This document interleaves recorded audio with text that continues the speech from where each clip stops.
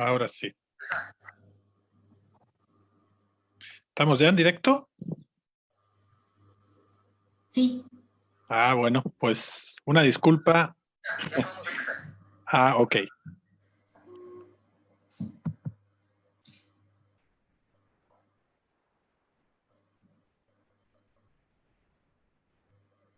Buenas tardes a todos y a todas. Muchas gracias por su paciencia. En este momento damos inicio a nuestro conversatorio. Por favor, Sergio. Sí, hola, ¿qué tal? Buenos días, buenas tardes, buenas noches a todas y a todos, estén donde estén. Pues nos ha costado un poquito llegar, pero aquí estamos. Les damos la bienvenida a esta quinta sesión del conversatorio virtual sobre inmovilidades humanas en tiempos de COVID.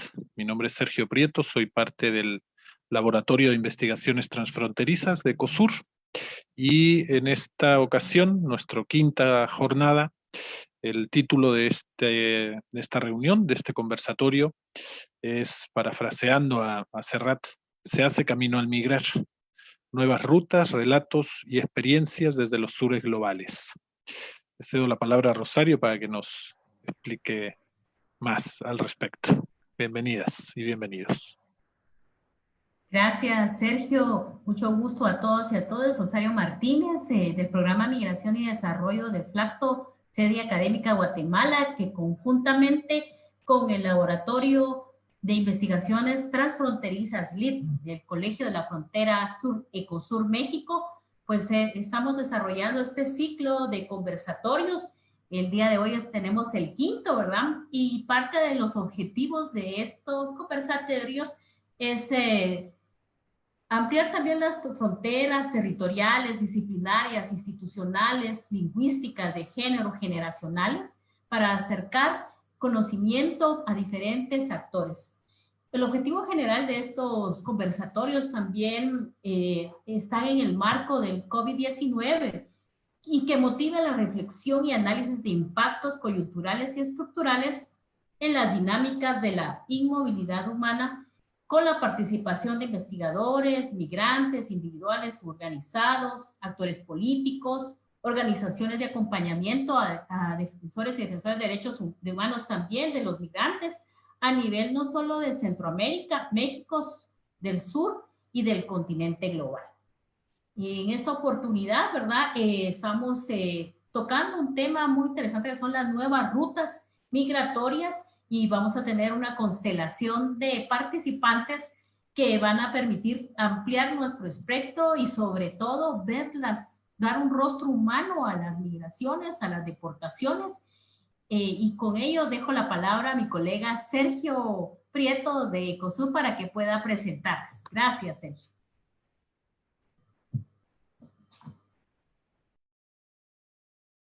Perdón, como dice Rosario, la verdad que tenemos a un elenco de grandes académicas, académicos, personajes relevantes en el estudio de estas nuevas dinámicas migratorias y además muy buenos amigos y amigas, así que nos sentimos como en familia. Yo voy a presentarles en orden, digamos, en el orden en el que van a participar. Como ya saben de otros conversatorios, vamos a dar un espacio aproximado de 15 minutos para que cada quien pueda presentarnos su visión particular acerca de esta problemática general que estamos planteando, la transformación de las rutas y de los tránsitos migratorios. Y después de esos 15 minutos por persona, abriremos un espacio para las preguntas, para la interacción con ustedes que están observando y participando virtualmente, para finalmente dar unos minutos de cierre. También seguramente a lo largo del conversatorio les vamos a pasar algunos videos testimoniales, que en este caso son parte del trabajo que realiza una de las personas participantes, Robert Irving. Por orden, va a comenzar Guillermo Castillo. Guillermo es investigador del Instituto de Geografía de la Universidad Nacional Autónoma de México. Es doctor y maestro en antropología social por la misma UNAM y allí ha realizado diversas estancias postdoctorales en la UNAM y en otras instituciones. Desde 2006, en específico, sus trabajos de investigación se enfocan en los distintos grupos indígenas del sur y del noroeste de México. Entre 2011 y 2013, Guillermo realizó un proyecto postdoctoral en la UNAM sobre la historia de la antropología en México, las representaciones de los grupos étnicos y el nacionalismo mexicano. Después de la presentación de Guillermo, participará Robert Irving. Robert es profesor e investigador en el Departamento de Español y subdirector del Global Migration Center en la Universidad de California, Davis, donde dirigió el posgrado en estudios culturales entre 2010 y 2017. Desde 2016 coordina el proyecto colectivo Humanizando la Deportación, el cual es un archivo de narrativas digitales, cortometrajes, testimoniales, sobre la deportación y la migración en la actualidad. Entre sus libros más destacados cuentan Mexican Masculinities, el Diccionario de Estudios Culturales Latinoamericanos, y Deportes y Nación en Latinoamérica. Y para cerrar esta, digamos, primera ronda, participará Amina Almecawi, es cátedra CONACYT en el Centro de Investigaciones Regionales de la Universidad Autónoma de Yucatán. Es responsable del proyecto Hacia Nuevas Políticas Sociales desde el sector energético en el estado de Yucatán. Ha sido profesora de Sociología y Antropología en la Facultad de Letras y Humanidades de la Universidad Mohamed V en Rabat, Marruecos, y es doctora en Antropología Social por la UAM Iztapalapa, en Ciudad de México, y maestra en Antropología Social en la misma institución. Así que, sin más, le dejamos en este caso con Guillermo Castillo, y adelante, Guille, no sé si está ya por ahí listo. Sí. Buenas tardes. Muchas gracias, Sergio. Gracias a Sergio, a Rosario, a Eric por la organización del conversatorio y por supuesto a Robert y a Mina, ¿no? por compartir este espacio de diálogo. Bueno, me gustaría participar en esta ocasión con una serie de reflexiones en torno a la migración centroamericana en tránsito hacia Estados Unidos, sobre todo en tránsito por México. Y para ello me gustaría hacer primero un encuadre histórico de por qué es importante analizar esta migración en términos de las rutas y las trayectorias, de manera que se entienda un poco cuál es la génesis histórica, algunos de los elementos teóricos que nos podrían ayudar a interpretarla. Esto nos permitiría hacer un balance de cómo estaba hasta hace unos 8 o 10 años, y finalmente en la parte final me centraré sobre todo en los procesos de reconfiguración de esta migración en términos de nuevas rutas y también de procesos de externalización de fronteras, ¿no? Así, y cerraré finalmente con algunas reflexiones en torno a cuál es la situación actual de los migrantes centroamericanos en el contexto del COVID. Va a ser un poco ilustrativa, entonces en algunos puntos no me podré detener mucho, ¿no? Lo primero que hay que decir es que esta sin duda es una migración que puede concebirse como una migración del sur global por varias razones. En primer término, porque se trata de sujetos y grupos sociales en movilidades muy precarias, y poblaciones que tenían severas condiciones en términos de su vida material, ¿no?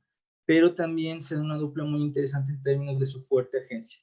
La segunda característica tiene que ver con las causas y los contextos de expulsión, que tienen que ver con procesos generalizados de deterioro de las condiciones de vida, en esto me voy a tener más adelante, y que tienen múltiples niveles, desde lo local y lo nacional hasta lo regional en términos de políticas de corte neoliberal global.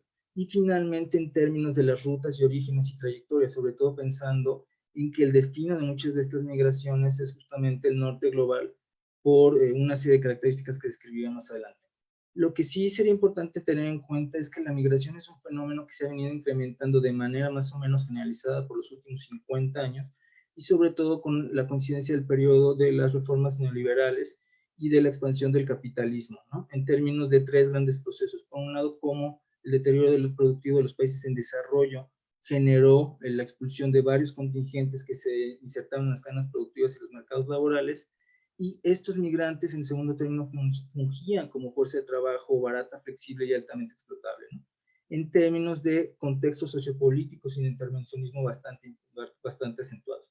Y habría que decir que también esto se da en el marco de una serie de violaciones sistemáticas a los derechos humanos, ¿no? Por un lado tenemos que las movilidades tienen una función en los lugares de destino, pero también sufren una serie de agresiones los migrantes, sobre todo en condiciones de movilidad irregular, ¿no? O sin documentos migratorios. Quizás sería bueno comentar que me parece que hay tres elementos teóricos que nos podrían ayudar a interpretar esto de manera como mucho más sólida. La primera que tendría que ver con un concepto que se ha utilizado mucho en las ciencias sociales, que es el de migración forzada, y que han desarrollado varios teóricos. Susan Gersh en Estados Unidos, en la Universidad de Chicago, pero también desde los grupos de Zacatecas, Márquez, pero también Castells, un especialista muy contado en la migración, y que tiene que ver con dar tres discusiones fundamentales. La primera es que se trata de desplazados más allá de su voluntad y que tienen que salir por causas fuera de su control. Y aquí hay una dupla muy complicada en términos de que esto genera ausencia de derechos humanos e invisibilidad en términos de las trayectorias. La segunda característica de esta aproximación tiene que ver con que estas movilidades justamente lo que hacen es generar condiciones de riesgo y agresiones que están muy vinculadas a violencias diferenciadas, pero vinculadas entre sí, entre el origen, el tránsito y el destino, ¿no? Esto es importante tenerlo en cuenta porque es un proceso acumulativo que va variando en términos de las expresiones de los lugares precisos. Y finalmente, porque esto genera dinámicas de irregularidad. La irregularidad se produce derivada de políticas migratorias que tratan de ver las fronteras como procesos de securitización en términos de seguridad nacional y no de seguridad humana. Esto da lugar justamente entonces a pensar cuáles son los detonadores de esto. Y aquí una discusión importante que ha dado la economía política de la migración, sobre todo desde Márquez y Delgado en la Universidad de Zacatecas y Castells, tiene que ver con cómo las reconfiguraciones regionales del deterioro de los zapatos productivos de los países en desarrollo generaron un proceso de expulsión masiva de jóvenes, sobre todo jóvenes, digamos, con distintas condiciones sociales, y que estaban encadenados sobre todo en contextos de asimetría política. Entonces, lo que uno encontraba es que es recurrente la idea de que se va a países del norte global, entre comillas, porque allá la diferencia salarial es sustantiva, es decir, pueden ganar en dólares y ese dinero en los países de destino rinde mucho más. Y esto habría que concebirlo sobre todo en términos de un proceso mucho más amplio en diversas regiones del mundo, con los procesos de internacionalización del mercado laboral y también de la necesidad de abaratar los costos de producción, ¿no? Ahora bien, hay y cierro con esta parte, la parte del, digamos, como de los abordajes teóricos, tiene que ver con la propuesta de las autonomías de las migraciones.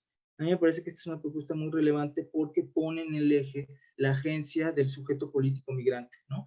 Sobre todo en términos de entenderlo en una relación muy conflictiva y dialéctica, como sujetos políticamente activos que tratan de remontar sus situaciones de vida y que se dan en contextos de producción de fronteras que generan territorios de violencia, ¿no? Y esto se expresa sobre todo en términos de las irregularidades de la producción jurídico-política del migrante como transgresor de la ley, que esto no es una cosa natural, sino que es un dispositivo político que tiene fines, ¿no?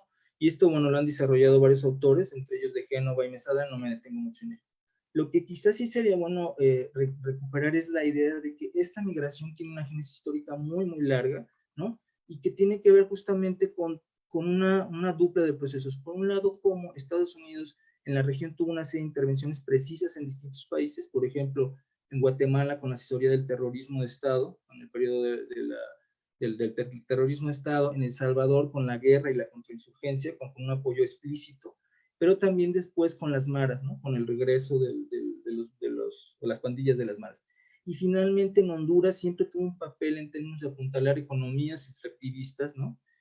Justamente en términos de establecer una agenda de política neoliberal muy clara en esa región que le fuera útil a los fines geopolíticos regionales, ¿no? De manera que lo que tenemos es una multicausalidad histórica que hay que tener en cuenta y que se relaciona además justamente con los procesos que se identifican como las causas de la migración. Y en esto sí habría que tener un cierto detalle, porque esto va a tener un impacto en términos de cómo se desplazan los migrantes. La primera es algo que se ha estudiado bastante y que han registrado varios informes, tiene que ver con las causas económicas, ¿no? Varios procesos que menciono muy por arribita, el desempleo, los bajos salarios y el encarecimiento de la canasta básica. Esto va de la mano con las políticas de reestructuración regional. La segunda tiene que ver con los procesos medioambientales. La región ha sido azotada por diversos, pero menciono sobre todo el caso, por ejemplo, de los huracanes Stan o Mitch. El caso de Mitch fue muy importante porque generó todo un proceso de desplazamiento en Centroamérica y en Chiapas. Y finalmente una que ha tomado mucho más relevancia que tiene que ver justamente con los procesos de violencia generalizados en dos órdenes, tanto en términos de estas pandillas, ¿no? en las cuales el Estados Unidos tuvo un papel activo en la medida en que deportó a mucha de esta gente, y por otro lado en términos de los contextos generalizados de violencia, ¿no? Ahí sabemos que tanto Honduras como El Salvador tienen unos de los índices de violencia más elevados y de homicidios del mundo más elevados, similares a países en conflictos bélicos, ¿no? Y encontramos que además la población más afectada es justamente la que migra.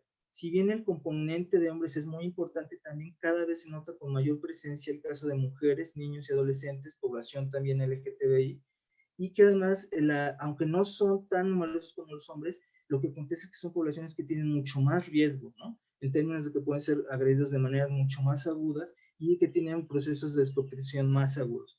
Y aquí la paradoja es que Estados Unidos generó, mediante su intervencionismo, un proceso de desplazamiento en donde el destino era justamente Estados Unidos, ¿no? Entonces, aquí habría que pensar esto, justamente esta mirada histórica permite ver esto. Ahora, sí es importante distinguir que hay distintos tipos de, digamos que estas trayectorias muy precarizadas, muy vulnerabilizadas, generan procesos de exclusión diferenciados. En el origen tienen que ver sobre todo con carencia de derechos sociales. En el tránsito, sobre todo en México, tiene que ver con la ausencia del respeto a los derechos humanos, pero también con procesos como la petición de asilo, la asistencia legal y el derecho a la integridad física. Y en Estados Unidos, los que logran culminar la trayectoria migratoria tienen que ver más con procesos de explotación laboral y de segregación social, pero también en relación a dinámicas de racismo, sobre todo en los últimos años, ¿no?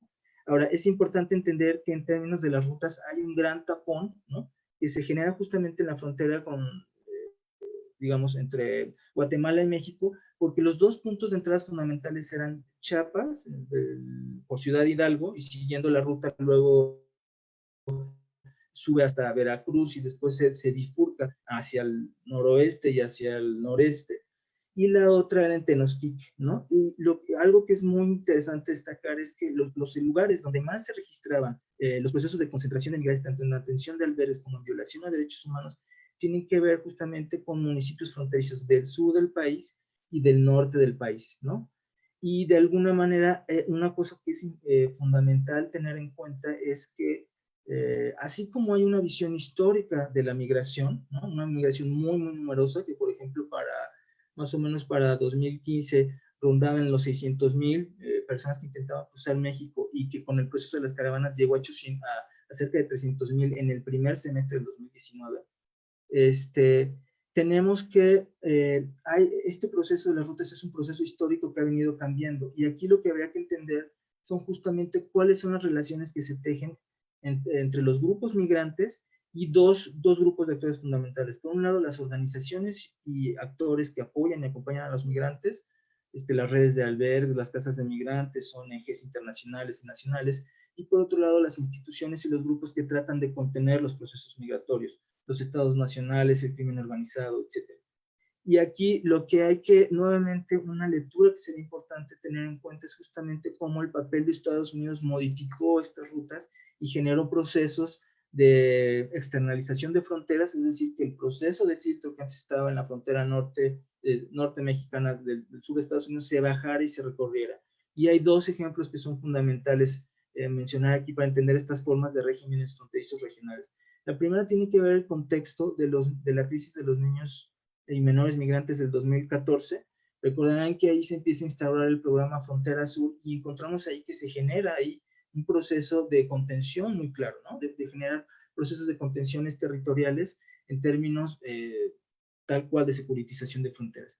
La otra que es muy radical es la que tiene que ver ahora con el programa Quédate en México y que tiene que ver con las caravanas, ¿no? Aquí sí encontramos que ahora no solo se está esta primera cortina migratoria, sino que se genera una segunda en donde México juega un papel muy subordinado a los intereses de la geopolítica norteamericana en términos de las fronteras, ¿no?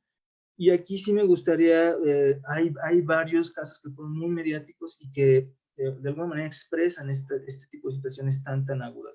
El primero, sin duda, es la muerte de Óscar Martínez, el salvadoreño que iba con su hija, y que de alguna manera enlaza justamente cómo entró por Tapachula, sigue toda la ruta, llega a Tamaulipas, y cuando intenta cruzar antes de intentar pedir asilo y no lo consigue, muere en el Río Bravo junto con su hija de poco menos de 2 años, ¿no? Entonces aquí lo que habría que pensar es esta genealogía de la violencia que desembocó en estas dos muertes y que tiene que ver no solo justamente con cruzar el río, sino con un país que no ofrecía condiciones de vida, es decir, salieron por una necesidad económica, pero también porque vivían en un contexto cercano a las zonas de pandillas. En México no, en México tiene una serie de dificultades, pero es sobre todo el gobierno de Estados Unidos cuando cierra esta posibilidad, es un derecho, el derecho de asilo, que habría que incorporarlo para hacer una lectura de este tipo. El otro caso tiene que ver con con con Carlos Gregorio Hernández, que fue un adolescente guatemalteco, que murió, fue un caso también muy, mediáticamente muy renombrado, murió en un centro de detención en mayo, y había entrado sano y en el centro de detención muere, ¿no? Por complicaciones de una enfermedad de vías respiratorias, era un menor de edad.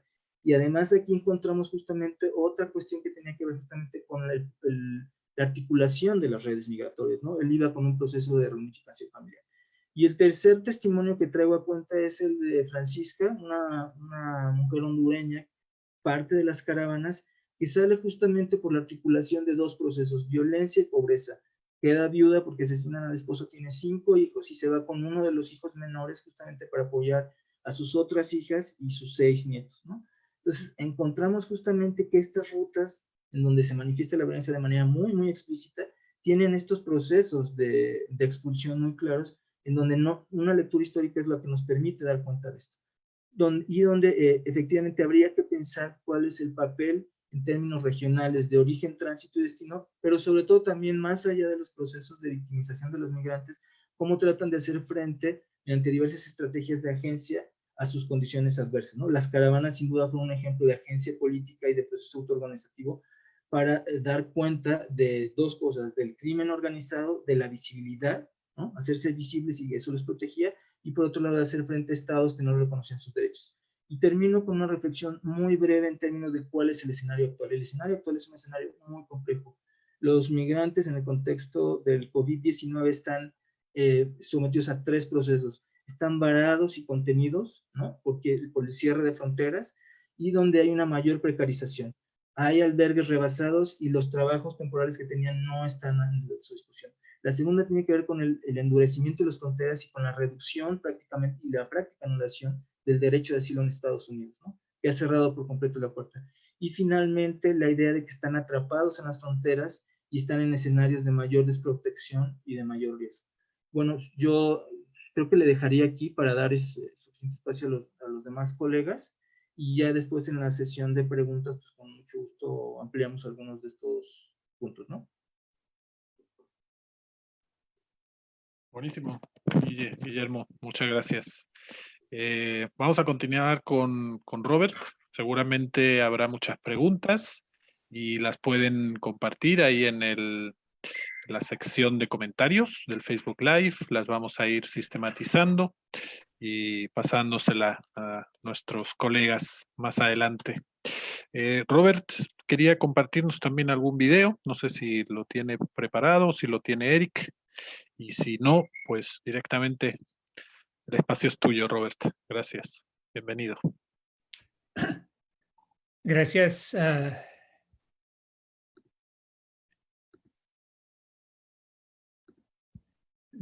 ¿Alguien puede abrir mi video? Porque sí quiero pasar un video y también quiero compartir mi pantalla.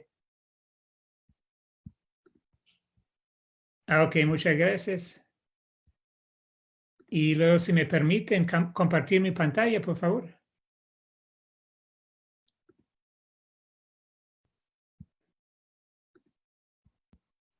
Excelente, muchas gracias.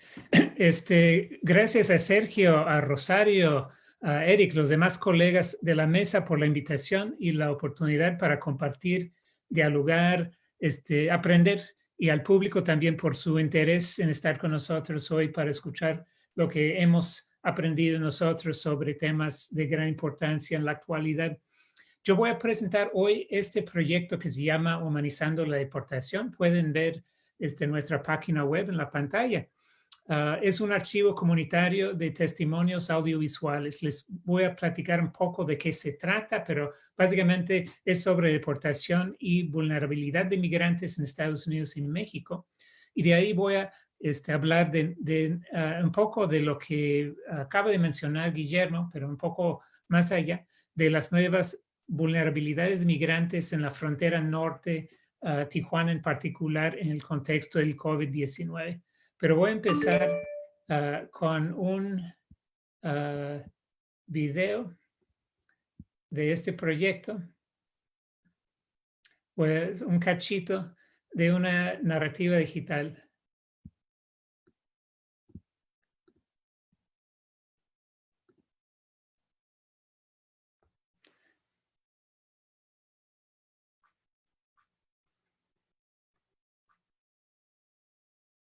Bueno, voy a contarles lo que pasó después de que yo tuve que cruzar la frontera, porque escuchaba rumores de que si cruzaba por la frontera de forma ilegal, igual si me agarraban tenía derecho a pelear asilo en Estados Unidos. Entonces yo me arriesgué y crucé el 21 de noviembre y a mí me agarraron la migración de Estados Unidos y me llevaron a una detención y ahí estuve 10 días en esa detención sufriendo, porque me acuerdo yo que daban comida a las 2 de la mañana, 2 veces a veces, y sufrí mucho ahí.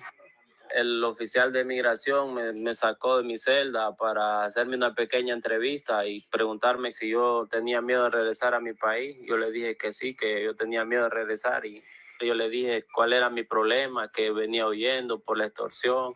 Entonces me dijo que yo no tenía derecho a pelear asilo porque mi problema no era un problema político ni problema con la policía. Entonces de ahí el policía se molestó mucho conmigo porque me puso un formulario que lo firmara y yo no lo quise firmar porque yo pensé que era la deportación y sí era la deportación, pero yo no la firmé. Entonces se pusieron agresivos conmigo, me insultaron, me dijeron que yo tenía cara de delincuente y entonces me trataron bien mal. Me acuerdo yo que el oficial ese de migración me gritaba cada rato en la cara, me decía motherfucker. Entonces los metieron todos los otros chavos que estaban afuera conmigo para la celda adentro y me dejaron solo a mí y me dijeron que iba a firmar por las buenas o por las malas. Entonces yo le dije que yo por las buenas no le iba a firmar. Y me acuerdo yo que cuando a mí me agredieron los oficiales de la Border Patrol que estaban ahí, que hubieron muchos testigos, todos los que estuvieron detenidos conmigo ese día vieron pues la forma como me agredieron y ellos más bien pensaban que me iban a golpear. Todo el mundo se acercó a las cristales, a las puertas a ver, y me sentaron en una banquita y me preguntaron, 5 veces me preguntaron, ¿vas a firmar por las buenas o por las malas?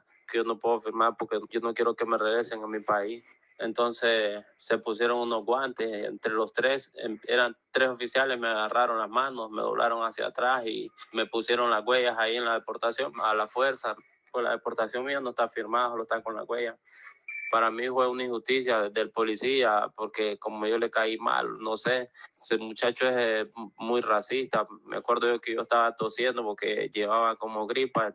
Me tiró hasta una mascarilla que me pusiera para cubrirme la boca y me dijo, imagínate, tú vienes a mi país con tus enfermedades. Me dice, pues entonces pasó, dije yo, ya me van a deportar. Entonces ese mismo día en la noche me movieron y me llevaron en un autobús toda la noche hasta San Luis, Arizona, y ahí me tuvieron. Solo llegué todo el día sin comer en el autobús. Creo que llegamos como a las 3 de la mañana y de ahí me sacaron.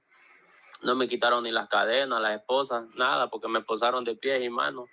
Y así me dejaron en un cuartito un ratito, como una media hora, y de ahí me llevaron al aeropuerto y me montaron en un avión. Yo pensé que ya venía deportado para Honduras y no fue así, sino que me llevaron para Tennessee, a Mississippi, y a la detención de Tallahatchie. Cerca de 2 meses me tuvieron ahí, hasta que después me bajaron para Luisiana a deportación. Ya mi deportación estaba firmada con las huellas desde el 23 de noviembre y a mí me deportaron hasta el 16 de febrero ya.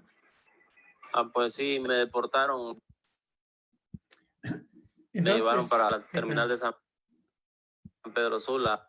Ahí me fui para donde un amigo porque como yo no puedo estar en Honduras, entonces me comuniqué con mi esposa que es heavy. Ok.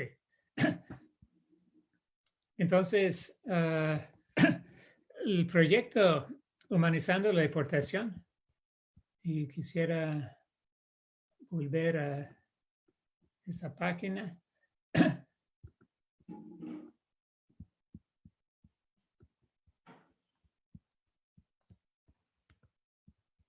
Perdón, ahí está. Este es un proyecto cuyos objetivos son recolectar, diseminar, analizar datos cualitativos acertados, auténticos, diversos, matizados sobre condiciones actuales de migración y deportación en América del Norte. Y la perspectiva de Humanizando la Deportación es que los migrantes para nosotros no son migrantes económicos ni refugiados que huyen, como siguiendo las fuerzas externas de expulsión, atracción. Y a lo mejor sí lo son, pero como no los vemos así, sino que los vemos como actores y nos enfocamos en su voluntad y su manera de hablar de sus decisiones, su agencia. Entonces, más allá de la elección racional, vemos en nuestro archivo como un archivo de sentimientos. Vemos migrar como proceso afectivo de devenir en un eje de esperanza, desesperanza. Y la escena es de migrantes que se están moviendo dentro de ensamblajes, topándose o relacionándose entre redes con actores humanos y no humanos varios en sus procesos de migrar. Entonces nos enfocamos en ellos y en sus procesos. En el fondo está la otra información sobre el complejo industrial fronterizo, del ICE, de la patrulla fronteriza, de los albergues, de todos los grupos que están ahí, los coyotes, en contacto con los migrantes, con estas ideas que se discuten mucho hoy día de las fronteras que se espesan, que se proliferan, pero nuestro enfoque es en los migrantes. Entonces nos basamos en teorías como de la autonomía de la migración y la infrapolítica para entender los migrantes. Y bueno, es como información de fondo de nuestras aproximaciones. El método que utilizamos en este proyecto es la narrativa digital. Entonces, no somos etnógrafos, no somos documentalistas, no somos periodistas, no hacemos entrevistas. Hacemos producción audiovisual participativa. Son estos cortometrajes, vimos un pedazo de una historia de un migrante de la caravana de 2018, es solo un pedazo porque después de esa deportación de Estados Unidos, volvió a México, fue detenido, deportado de México, volvió otra vez a México, tiene una historia larga y complicada. Entonces nosotros grabamos esas historias de acuerdo a las preferencias, los intereses de los migrantes. Es decir, que ellos cuentan sus historias, cuentan las historias que ellos quieren contar. Son videos breves, concisos, de unos 5 o 6 minutos.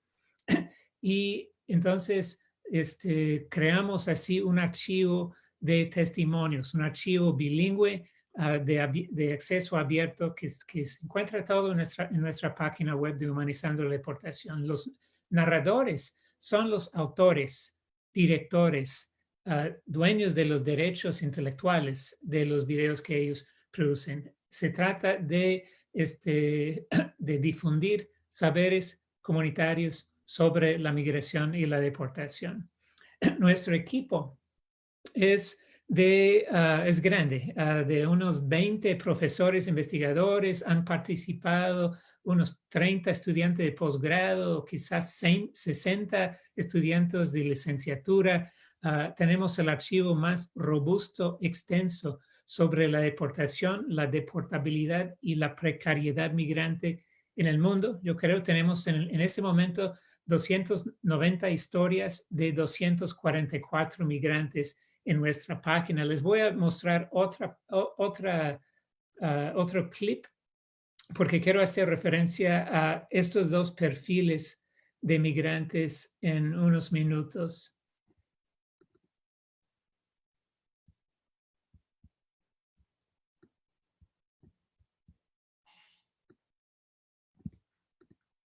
Un par de minutos de ese video.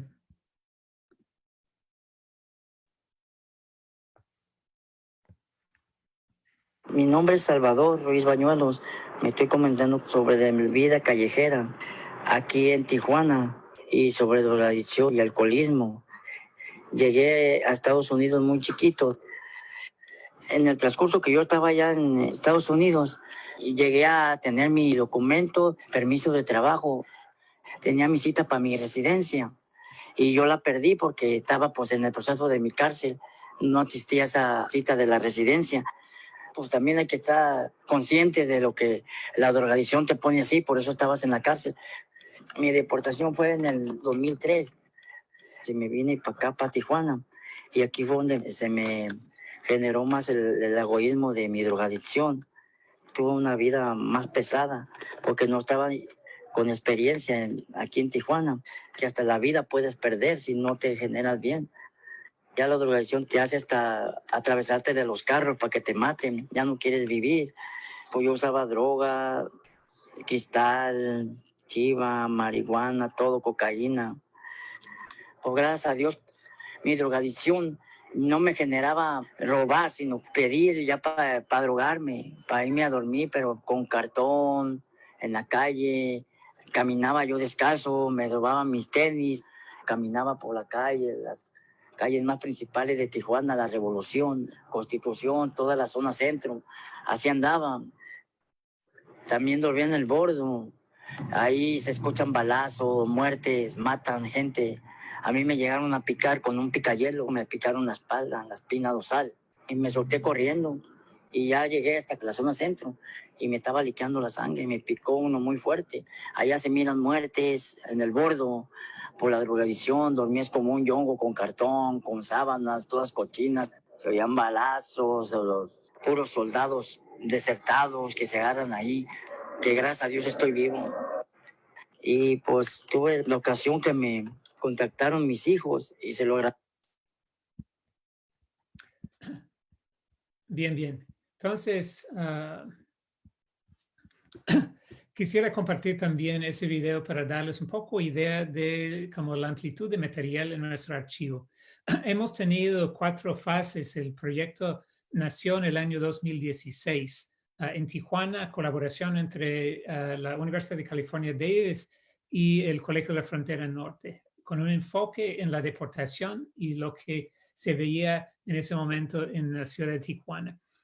El año siguiente, bueno, 2 años después, en realidad, en el verano de 2018 empezamos a colaborar con colegas de la Universidad de Guadalajara, de la Autónoma de Chihuahua en Ciudad Juárez y el TEC de Monterrey en diferentes partes de México. Empezamos a producir historias de gente deportada en Ciudad Juárez, Ciudad de México, Guadalajara, Monterrey.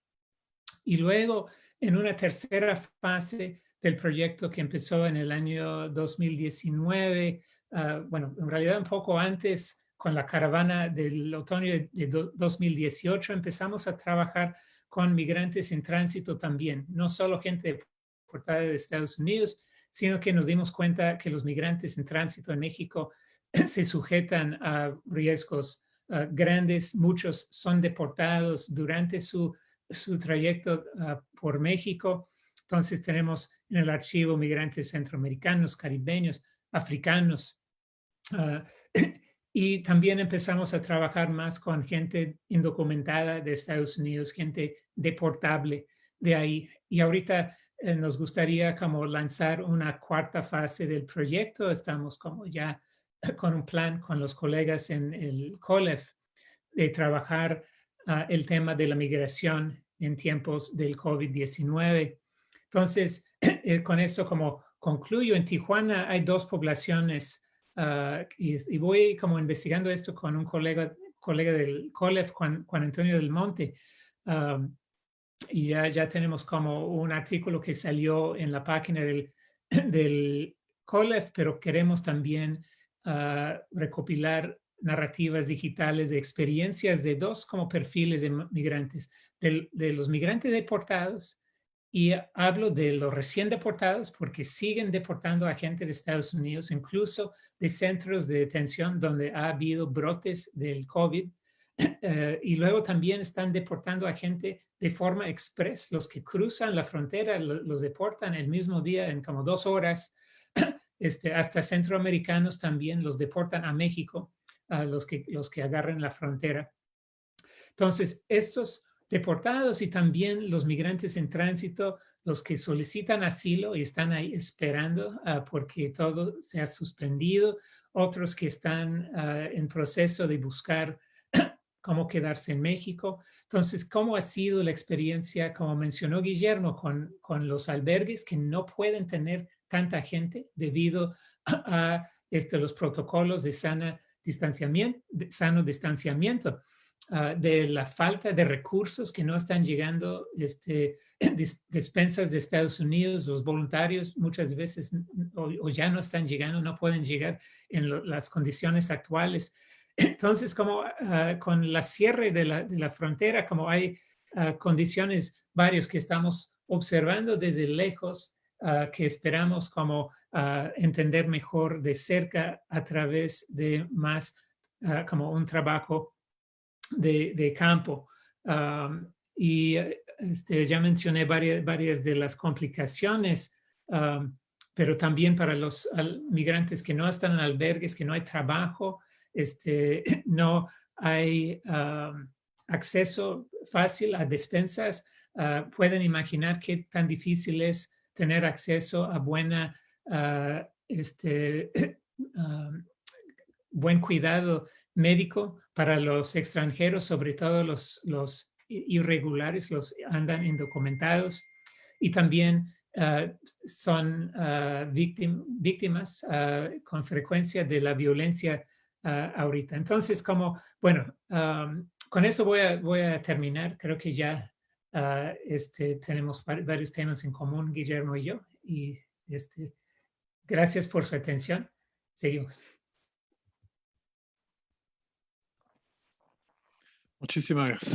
Muchísimas gracias, Robert. Qué interesante e importante el trabajo comprometido y militante de Humanizando la Deportación. Vamos a tener el espacio de preguntas después para poder compartir con las personas asistentes y seguramente también entre las propias participantes.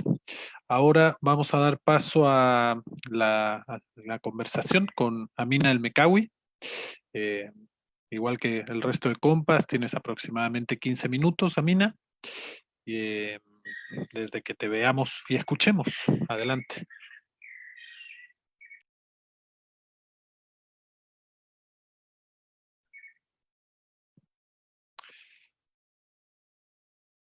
Hola, Amina. Ahí estás. ¿No te escuchamos aún?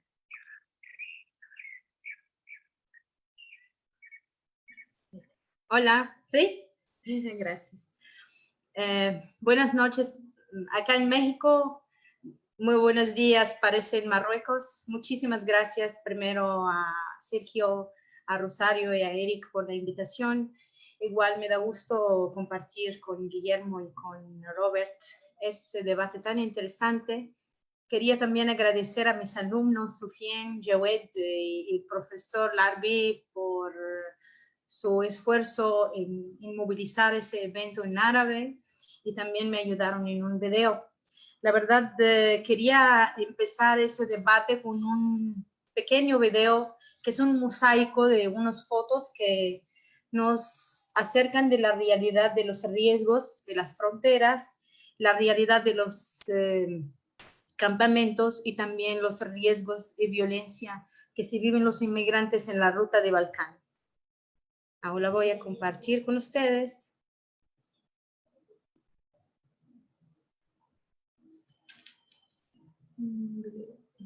Perdón.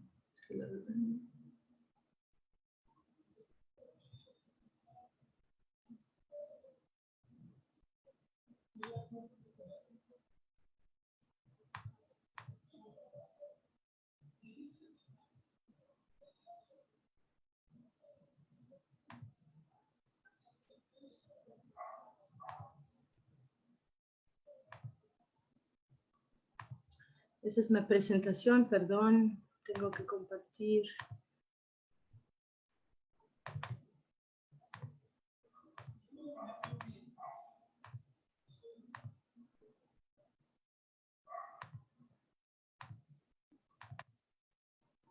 Pues mira, quería compartir con ustedes un video, pero la verdad no sé cómo accederle a mi pantalla. Tal vez voy a tener que pedir una ayuda acá. Pero no sé si ven mi presentación. Sí, Amina, se ve la presentación, no hay problema, gracias. Muchas gracias. Ahora vamos a pasar al video si es posible. La verdad quería empezar con desde que terminaron mis colegas, Guillermo y David, estamos hablando de una realidad similar, unas similitudes, lo que está pasando entre Estados Unidos y los países de América Latina, América del Sur, es igual lo que está pasando con la Unión Europea y los países de Balcán. La presentación de hoy es unas etnografías virtuales que analizan o narran unas experiencias de jóvenes marroquíes en la nueva ruta hacia Europa. Y esas etnografías virtuales yo la viví en carne propia porque uno de los inmigrantes es mi hermano. Mi debate hoy no es una manera de presentar una realidad dramática, es una realidad que lo vivimos, lo sentimos, lo debemos entender, que cada día, como dice Guillermo, necesitamos nuevos marcos teóricos para entender esa complejidad de la cuestión migratoria. Y una vez más yo insisto que la antropología de emociones y de sentimientos es un marco teórico que puede ayudarnos en analizar esas depresiones que se viven ahora los inmigrantes en las fronteras o en los espacios transnacionales. La verdad, relacionar el tema ahora con la realidad de COVID da otro aspecto más complejo, más dramático a la realidad, porque yo estuve cerca de lo que vivían los inmigrantes, los tipos de discriminación, de violencia, de abuso de parte de las autoridades, de parte de las policías en el proceso de deportar, no solamente al país de origen, de deportar de país a país. Entonces, hay algunos países que están peleando entre ellos, por ejemplo, Turquía está exigiendo muchas cosas a Europa y su herramienta de impulsar es los inmigrantes. Entonces, al final son unas víctimas de unas relaciones geopolíticas.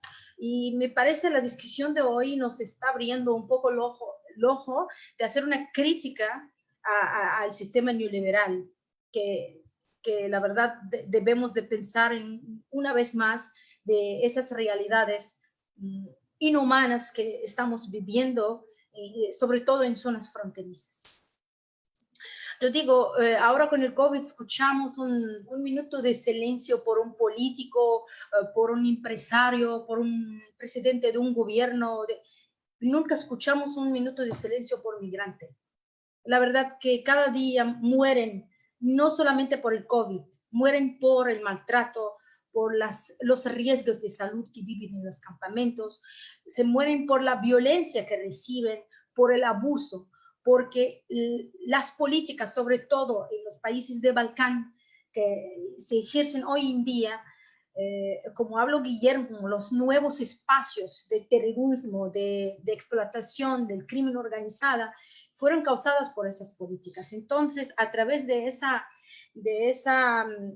pequeñas narrativas, unas etnografías con mi hermano y sus amigos, me di cuenta que esa nueva ruta de Balcán, es, como ellos lo llamaron mismos, es una ruta de sufrimiento, es una ruta de muerte fatal, es una ruta de conflicto permanente y de discriminación sin fin. Mi presentación está en árabe por mis alumnos, mis colegas, mis amigos, también el profesor Haytumi, creo que está presente hoy, es un sociólogo que trabaja migración. Primero, antes de nada, debemos de entender el contexto de los marroquíes hacia esa nueva ruta de Balcanes. Todos sabemos que Marruecos, el norte de África, tiene una historia larga de migración, es un país con cultura migratoria, ¿no? Entonces, hoy en día, siempre en los marroquíes existe el sueño de emigrar y esperan siempre cómo buscar a migrar al otro lado. Después del primavera árabe, lo que pasó en Siria, en los países del Medio Oriente, al abrirse las puertas a los aislados o a los refugiados, sobre todo del Medio Oriente, los inmigrantes, a través de de la tecnología, digamos, se han dado cuenta de esa nueva ruta, lo que sí también encontró una masa, una cantidad de inmigrantes, sobre todo de jóvenes interesados con seguir ese sueño, que hoy en día a través de contratos o a través de comprar visas falsas o lo que sea, es un poco muy caro, casi un capital para hacer un negocio. El primer clave de la migración o de llegar a los países de Balcán para los marroquíes es fácil porque no hay visa a Turquía. Entonces, ese es el primer paso. Vamos como turistas y después ya empieza el sufrimiento, empieza el riesgo, empieza el intento de llegar hasta Italia o hasta Alemania o hasta otros países que vamos a ver algunas rutas, ¿no? Yo hablo de la etnografía virtual, me parece, yo le puse ese nombre, pero sí, durante ese año que mi hermano estaba de migrante ilegal, del WhatsApp y del Facebook como un mecanismo para saber de sus aventuras, de sus realidades, sus sufrimientos, tuve que narrar esas experiencias y explicarla.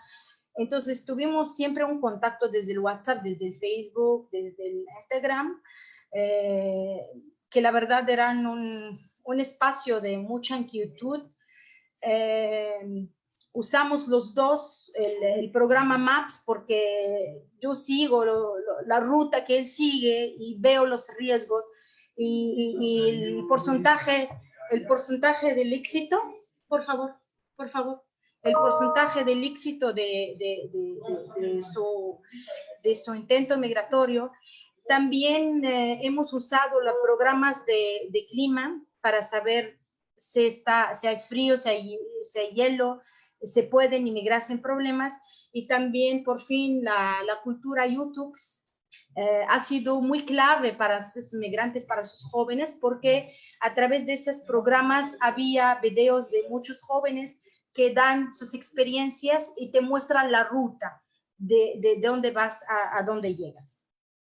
Entonces, como ellos dicen, la ruta de Balcán es una ruta de guerra y de una ruta de un sufrimiento y una ruta de muerte.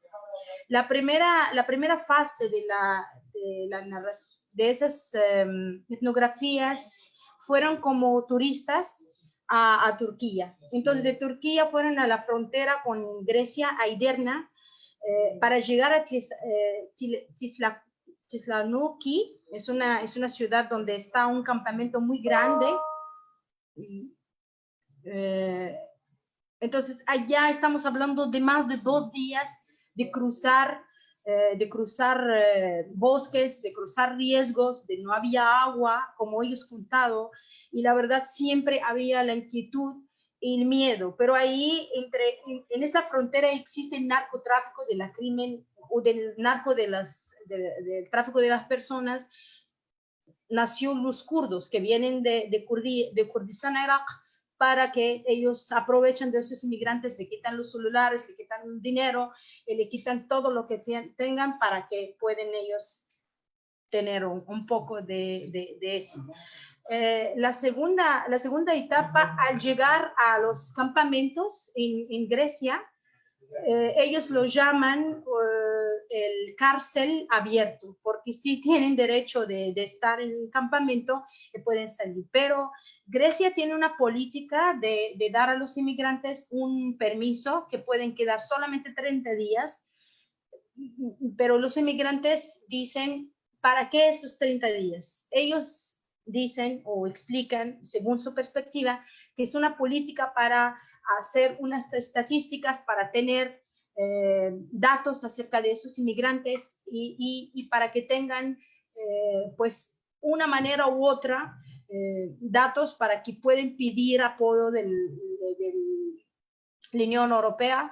Entonces, para ellos la segunda etapa, que fue en Grecia, fue muy difícil porque había hambre, había maltrato, había violencia y había mucha discriminación. De Grecia a Macedonia fue una para mí fue un viaje muy riesgoso porque fueron en el tren que transporta los productos y hay un alto riesgo y ahí la verdad estamos ante una realidad que ellos llamaron la deportación. Cuando se deporta de una autoridad de un país es más ligero, más suave, no hay tanta violencia, hay un trato humano, digamos, pero cuando llegas a una frontera donde hay policía de Grecia, policía de Macedonia, policía de otro país, pues ahí sí estamos hablando de una fuerza militar que quiere, la verdad, controlar esa parte. Entonces, aquí hablamos de estrategias de movilidad entre un país y otro. Aquí lo que nos contaron los inmigrantes, estamos hablando de 15 veces intentan irse, a veces por el bosque, a veces por el río, con mucho riesgo, no hay agua, no hay comida, sin hablar de lo que lleva el coyote, como dice David, el dinero que han gastado, que han perdido y también que nosotros como familiares hemos dado, ¿no? Entonces, la tercera parte es llegando a Serbia. Serbia, pues es el lugar más cerca para llegar a Europa. Ahí la verdad es una realidad muy fuerte, donde la policía, sobre todo de Croacia, en la capital, en Belgrado, ha recibido no solamente el maltrato, es el abuso, la violencia, el robo, el maltrato y unas deportaciones sin justificación. Llegamos al tema del COVID, pues el COVID para ellos, los dos, la policía lo encuentra una manera de controlar a los inmigrantes. También los inmigrantes encuentran, según ellos, es la oportunidad donde ellos pueden seguir el camino. Entonces, de una manera u otra, hay muchas estrategias, pues siempre los inmigrantes salen por la noche y salen escondidos y jamás se van en grupo, sobre todo los marroquíes, pero es que ahora la migración en los países de Balcán ha tenido otro carácter. No estamos hablando de los años cuando hace 5 años atrás, cuando estaba la primavera árabe, era el control menos fuerte, porque ahora cada país no quiere una cantidad de inmigrantes. Pero llegamos al final que la mayoría han descrito Bosnia, Sarajevo, sobre todo los países de Balcán, que tienen un porcentaje de musulmanes, que eran unos países que la verdad ayudaron a esos migrantes. Para concluir, la verdad, me gustaría poner un énfasis sobre la cantidad de las personas que cruzan por esa ruta y también la multinacionalidades que hay. Hay gente de América Latina, sobre todo Ecuador y Colombia, hay pakistaníes, afganistaníes de Asia y también de toda África, pues hablamos de Libia, Algeria, hasta Sahara del Sur, ¿no? Como yo digo que esas políticas que la verdad y tuve la oportunidad de entenderla de cerca sobre todo lo que han narrado esos inmigrantes con miedo, con dolor, con sufrimiento, esas políticas hoy en día reproducen la violencia, reproducen la explotación, reproducen el crimen, el tráfico de las personas. ¿Cómo podemos hablar en unos países con un discurso global del derecho humano y una práctica salvaje, donde vimos una discriminación del derecho humano, el racismo, y también son espacios para hacer crecer el terrorismo, hace crecer la vulnerabilidad de la precariedad y el conflicto social? A ver si ahora puedo, por favor, ¿puedes ayudar en compartir el video?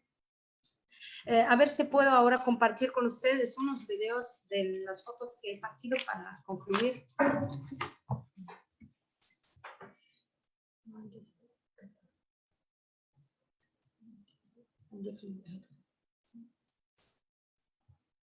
El escritorio.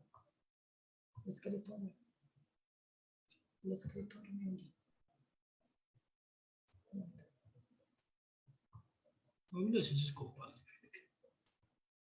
Resmi plataforma.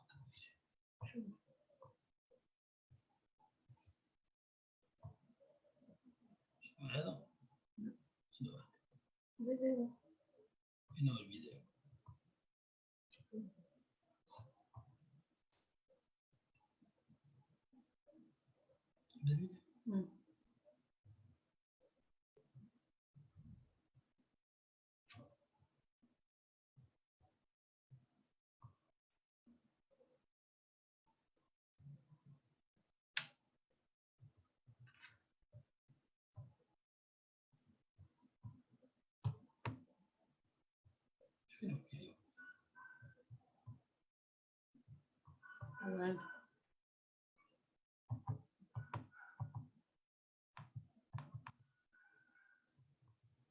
Diciendo que fue al escritorio.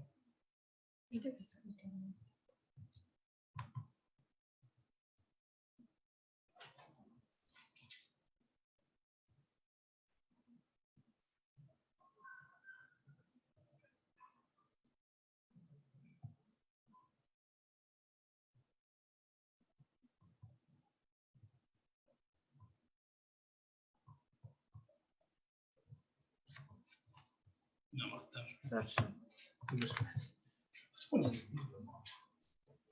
Perdón.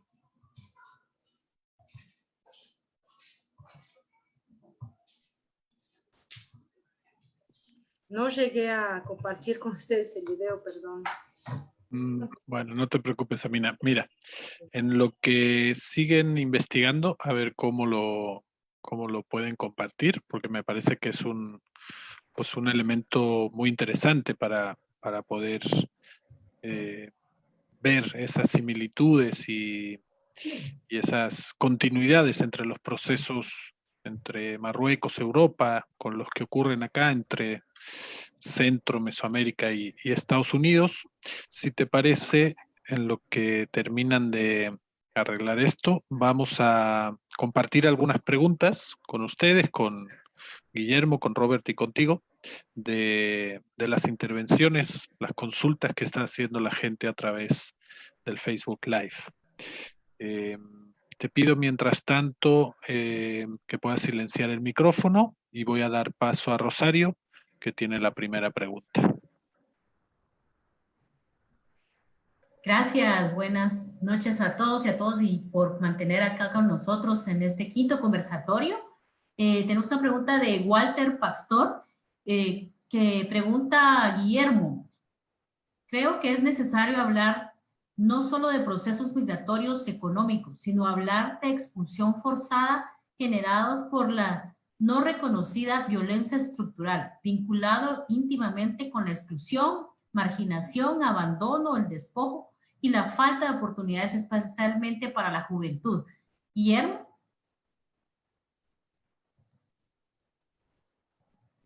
¿Doy respuesta ahorita o sí, verdad? Sí, vamos. Muy bien. Sí, o sea, yo creo que la anotación es muy interesante, muy pertinente. Habrá que decir, voy a tratar de ser más o menos breve, habrá que decir un par de cosas sobre el andamiaje teórico que yo desarrollé. La idea de la migración forzada justamente recupera lo que dice Walter Pastor, ¿no? De lo que se trata es de entender que son procesos en donde el migrante no tiene otra opción más que salir, porque se ve en situaciones que lo exceden. Y este concepto genera una tipología. Hay tipologías. Por ejemplo, si tú tienes lo que pasó con el huracán Mitch o Stan, que por ejemplo llega el huracán y tiene impactos socioterritoriales muy importantes, devasta toda la estructura productiva, o sea, a la gente no le queda otra más que salir. Pero sin duda un eje importante es lo que tiene que ver con los procesos de violencia, y ahí yo estoy completamente de acuerdo. O sea, de lo que se trata es de pensar que no es la clásica diatriba entre migro o no migro. Me voy porque no tengo de otra opción. Hay un testimonio de un migrante que yo ya no mencioné por razones de tiempo, que tiene que ver con un trabajo que se hizo en ACNUR en 2014, Arrancados de Raíz, que lo hizo de hecho un colega del LID, Abdel Camargo, y en donde lo que él muestra con el caso de Josué es que es un joven que vive en Honduras, lo quieren reclutar las pandillas de la región, las maras, como un proceso de reclutación forzado, lo van a obligar a que mate a alguien, él decide que no va a matar a esa persona, y entonces tiene que huir, porque van a su casa, balean la casa, entonces se tiene que huir. Entonces, Sí, claro, la idea es que estos dispositivos teóricos den cuenta de estas complejidades y la violencia sin duda tiene que ser una causa que tiene que considerarse de manera explícita, ¿no? Y sí, o sea, de hecho, yo en algunos trabajos hablo mucho de contextos de expulsión, ¿no? Así con todas las letras. Pero en este sentido sí hay que tener claro una idea que es fundamental, que ver cuál es la génesis, la genealogía de la violencia. Porque, y aquí cierro con esta discusión, hay, por ejemplo, desde la economía política y la migración, una parte fundamental es entender que la migración es un proceso derivado de algo más, de condiciones muy adversas de vida, que pueden ser esto, la violencia, la pobreza, etcétera. Pero por otro lado, hay planteamientos muy interesantes como el que yo mencioné y que también retomó Robert, de la autonomía de las migraciones. Y aquí un eje importante es entender que el migrante es un agente político que toma decisiones para hacer frente a esto, como puede ser eso, huir, ¿no? Como puede ser huir. Pero me parece que la reflexión es atinada y bueno, por razones de tiempo no lo expliqué en detalle, pero sí lo concibe el uso de esta categoría, ¿no? De migración forzada. Tiene ahí varias vertientes, la política, que considera los procesos de violencia, la material que tiene que ver con procesos económicos y también medioambientales, ¿no? Pero sí, coincido con la reflexión. Pues fíjate, Guillermo, que de forma natural, y te vamos a dar un poquito más de tiempo a ti y a Robert, porque la siguiente pregunta justamente es de Adis Elena Zapata, que pregunta a qué se refieren o si pueden profundizar un poco más en esta noción teórica de la autonomía de la migración. Ella pregunta también cuáles son los principales desafíos para obtenerla, aunque en el caso de ser una teoría, pues es más bien explicativa, ¿no? Que propositiva, pero ahí les dejo esa pregunta para que profundicen un poco más en esta noción. ¿Quieres que inicie yo? Sí, termina tú si quieres y pasamos con Robert cuando acabes. Sí, bueno, este es un planteamiento que bastante interesante, es un planteamiento que tiene menos, digamos que tiene una génesis académica más reciente que la migración forzada o que la economía política de la migración, y tiene varios autores, pero entre ellos hay como dos que son, digamos, muy citados. Uno es europeo, Sandro Mesadra, un italiano, y el otro es Nicolás de Génova, que es un norteamericano. Y aquí hay voy a tratar de ser muy sintético, pero la autonomía de las migraciones tiene varios ejes. Uno de los fundamentales se trata de ver las migraciones como un proceso en sí mismo. Y entonces en este sentido hay, digamos, algunas reflexiones que lo tratan de ver como una suerte de movimiento social, con una serie de rasgos, ¿no? Yo no me voy a detener mucho en esto, pero es importante que lo que esto pone sobre el eje es la condición política, la politicidad de la migración, y que tiene que ver con cómo concibes a los migrantes como sujetos políticos que tienen capacidad de organizarse, de remontar condiciones difíciles y de organizarse para, digamos, para resolver una serie de condiciones o obstáculos, ¿no? Un ejemplo de esto que es muy interesante es el caso de las caravanas. Ahí vimos procesos de organización muy interesantes, ¿no? Donde tenían múltiples escalas, desde la individual, familiar, hasta grandes grupos, grupos de algunos lugares en específico, grupos étnico-nacionales, etc. Entonces, este énfasis en poner el foco de atención sobre el migrante me parece que es una apuesta muy interesante, porque es también romper con la idea de los procesos de victimización y de anulación del migrante, ¿no? Esto yo creo que sí es algo que hay que decir que tiene un eje fuerte. Claro, habría que discutir con más seriedad esta vinculación de si es un movimiento social o no, porque bueno, hay diversos teóricos que han dado un debate sobre qué son movimientos sociales y qué los caracteriza, pero la condición política del migrante me parece muy interesante. Por ejemplo, Sandro Mesadra dice que una de las características que él ve en estos procesos de movilidades forzadas es que los migrantes actúan como si fueran ciudadanos, en el sentido de que tienen una intencionalidad política, ¿no? Y yo creo que eso es una cuestión muy interesante. Ahora, hay algo que también es importante, tampoco hay un ejercicio de romantización.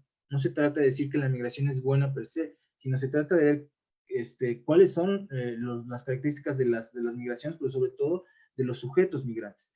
Y aquí hay otra parte que me parece muy relevante de esta apuesta teórica, que es justamente también pensar en cuáles son los procesos jurídico-políticos que generan dinámicas de exclusión, de irregularidad y de violencia.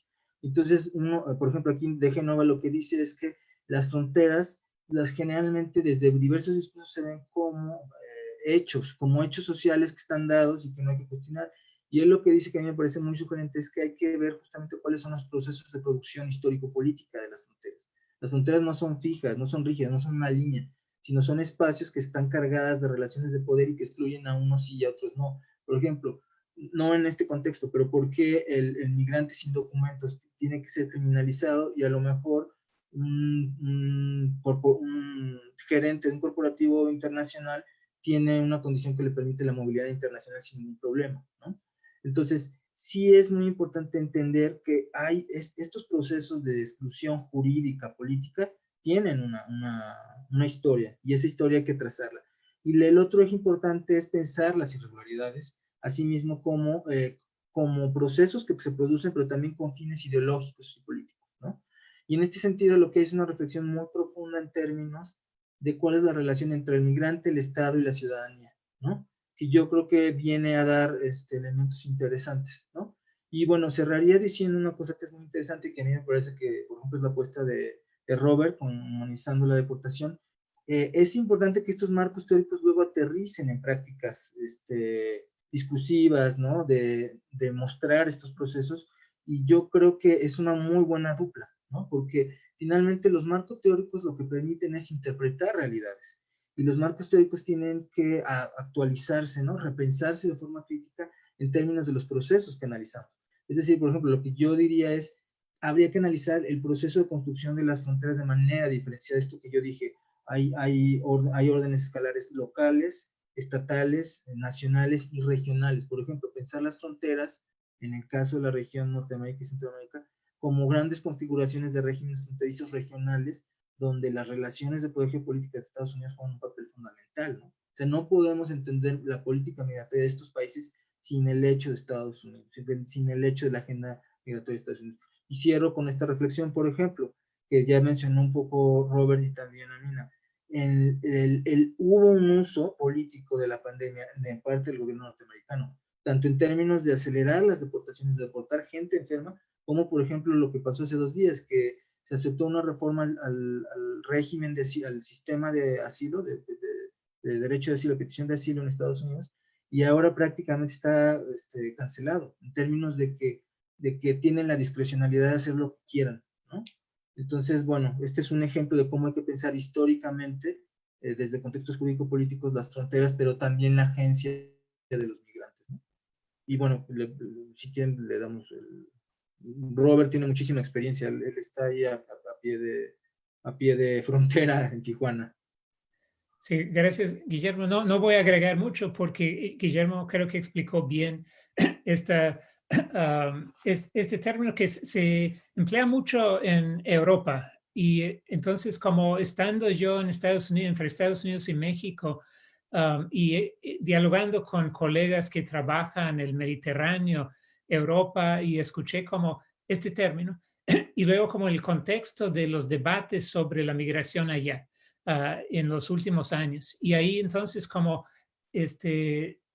había mucho debate público de si los migrantes que cruzaban el Mediterráneo o los Balcanes, si eran refugiados o migrantes económicos. Entonces tenemos estos dos términos, ambos términos como implican lo que como salió en la primera pregunta, como las expulsiones. Es gente expulsada de cierta forma. Hay estructuras sociales que motivan a la gente a salir, pero como al encontrarme en las calles de Tijuana con los migrantes deportados ahí, me inquietó mucho ver el mundo dividido en refugiados y migrantes económicos. Y luego también al hablar, por un lado, porque si los únicos legítimos son los refugiados, entonces todos los indocumentados de Estados Unidos son migrantes económicos y no merecen estar ahí, según esta aproximación.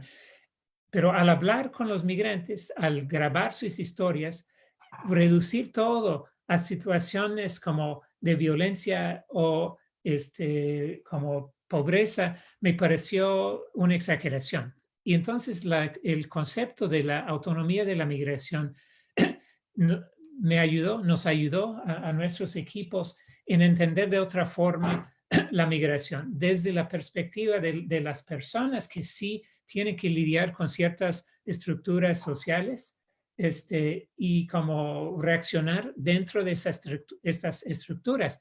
Pero la autonomía de la migración se entiende como una fuerza creativa, un devenir, transformar espacios. Todo esto sucede con la migración.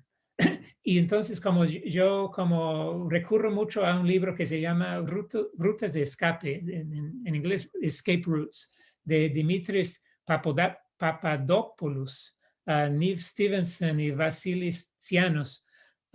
Entonces están hablando de la ruta de escape, pero tienen una sección bien desarrollada sobre la cuestión de la autonomía de la migración como otra manera de aproximarse a la migración y entenderla más allá de la mera victimización de los migrantes, entender su agencia, sus fuerzas creativas en sus trayectorias personales de vida, cómo la migración cambia su vida, cómo motiva cambios en la vida. Espero que entre los dos nos hayamos explicado bien el concepto. Sí, gracias Guillermo, gracias Robert. Ahora pasamos a la pregunta de Kai Peltetón, y ahí me recuerda que un migrante antes de emprender camino ha sufrido una violación a sus propios derechos en el país de origen. Amina, ¿cómo se puede garantizar los derechos humanos de los migrantes? Nos pregunta Karen Beltetón.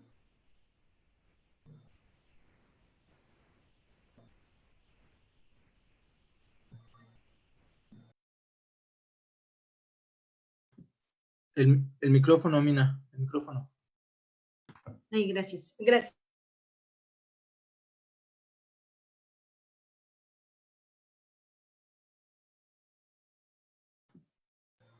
Otra vez, Amina, no está activado el micrófono. ¿Ahora sí se escucha? Sí. Gracias. Gracias por la pregunta tan interesante, relevante, y es una pregunta permanente, ¿no? Yo quiero responder a tu pregunta desde una perspectiva porque el discurso desarrollado ahora en los países globalizados, que son discursos globales, que son discursos hacia el derecho humano, hacia la protección del derecho del migrante, pero en la realidad estamos viendo otra cosa. El derecho a la movilidad es un derecho, digamos, histórico, ¿no? Y eso nos lleva a la discusión que habló David de la autonomía del migrante. En este sentido, pues yo quería reclamar antes de responder a esa pregunta dos conceptos que me parecen muy interesantes. El concepto del subalterno que habla Spivak, el concepto de la agency, de agencia de Sabah Mahmoud. Todos esos dos conceptos nos dejan entender lo que es la migración en su proceso de autonomía. No podemos entender lo que está pasando hoy en Europa o en Estados Unidos sin analizar el derecho del migrante o el abuso que vive el migrante o esas discriminaciones. Por ejemplo, en el caso de esos migrantes que trabajé con ellos, ninguno se presentó como marroquí, porque saben que no tienen derecho como migrantes refugiados. Entonces, eso es lo que me saltó decir en la presentación. Turquía ya se presentan como marroquíes porque tienen derecho de visa y la relación entre Marruecos y Turquía ya es abierta, ¿no? Desde la frontera de Turquía se presentan como palestinos, como sirios, como de otras naciones. Jamás se declaran como marroquíes. Todo el mundo dejó su pasaporte suelto ahora en Turquía porque nadie anda con pasaporte, nadie anda con identidad. Y están entonces buscando algo en un vacío. Y ellos, según ellos, es una lucha para vivir mejor. Y entonces esa lucha se pierde el derecho del ser humano, ¿no? De vivir bien de no ser violado o ser deportado de una manera indigna, lo que estamos viendo, ¿no? Hoy en día lo que nosotros regresamos a la realidad, todos los esfuerzos, las negociaciones internacionales para buscar una vacuna al COVID, nunca se ha pensado de ese tamaño, por ejemplo, a resolver lo que está pasando en las ciudades fronterizas, la discriminación que está pasando en las fronterizas. Por ejemplo, la discriminación del derecho o el abuso al migrante, no siempre las autoridades o los países, es un espacio donde se hace crecer otras categorías, otros fenómenos, lo que es el tráfico de las personas. Por ejemplo, esos inmigrantes han narrado que han perdido celulares, dinero, pero no por culpa de la policía ni por los países que han cruzado, pero por los grupos que aprovechan también de esa situación. Entonces, el término del derecho hoy en día, sobre todo en las fronteras, es un fuerte problemática, porque ahí estamos viendo problemas relacionados con género, con niños, con refugiados, con enfermos, con tercera edad. Es una pregunta muy permanente que se debe resolver, porque si no, no va a dar estamos afuera del discurso que se aplica entre paréntesis, ¿no? Y la Organización Mundial de Migración, las Naciones Unidas, las organizaciones internacionales de derechos humanos, yo los veo como están trabajando en la derecha y la realidad está en la izquierda. Entonces, no sé hasta qué punto ese debate puede provocarnos una verdadera reflexión en poner el punto de derechos humanos en inmigración una emergencia actual. Gracias.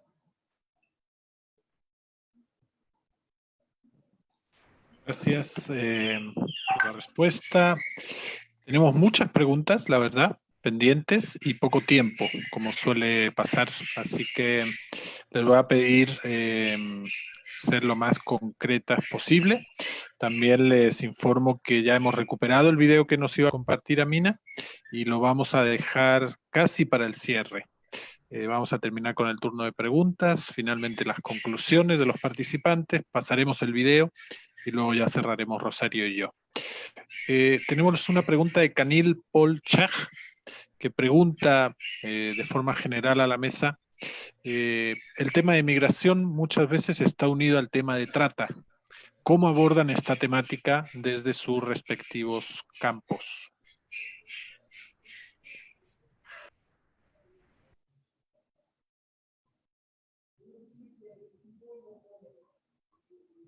Puede empezar Amina, por ejemplo. Sí. Antes de eso, había una pregunta desde Marruecos que preguntan si hay algunas publicaciones en español sobre las nuevas rutas de Balcán. Pues hasta el momento lo que hay un campo o hay una rica materia visual y virtual desde los medios de comunicación que se puede ser un marco, una materia etnográfica para analizar. Y sí, claro, hay algunas publicaciones que podemos pasar, la que está en inglés, está en francés, está en español, algunos artículos muy relevantes y sobre todo que analizan el proceso el proceso de la migración en estas nuevas rutas. El tema de la trata, la verdad, es un tema muy delicado, muy sensible, entra un tema tabú, digamos, porque aquí yo a nivel metodológico como antropóloga me duda es acerca del sujeto, porque lo que yo he visto que esos inmigrantes ya quieren, es el proceso de migración, todo lo que ha pasado, la quieren olvidar, no quieren recordarle. A nivel emocional se sienten mal. Entonces, yo digo que ese tema yo la traté en esas etnografías virtuales, pero tratar cada caso independiente. Pero lo que me hizo más rico cuando abrí un grupo focal, porque el grupo focal se hizo muy rico porque había contradicciones y había acuerdos, había similitudes en las respuestas y había conflicto, porque uno dice, no es así, pero lo que también debemos de entender es un tema muy interesante y no podemos hablar del trata solamente desde el enfoque de género, por ejemplo. También porque hay muchos que, por ejemplo, el caso de Tapachula, que hablan sobre las mujeres, pero también los hombres pasan lo mismo, y no podemos hablar, no podemos trabajar el tema del trata, si yo lo entendí de ese es el tráfico de las personas, lejos del tema de las políticas fronterizas.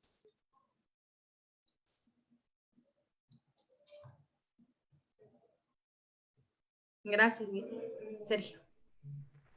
Sí, pues Guillermo. Bueno, sí, yo creo que está bien que haya iniciado Mina porque, bueno, ya la ha tocado un poco. No es un tema que yo he tratado, pero voy a decir un par de cosas que sí me parecen como muy importantes en términos de un abordaje metodológico de estos procesos, ¿no? Hay colegas que lo han trabajado mucho más. Está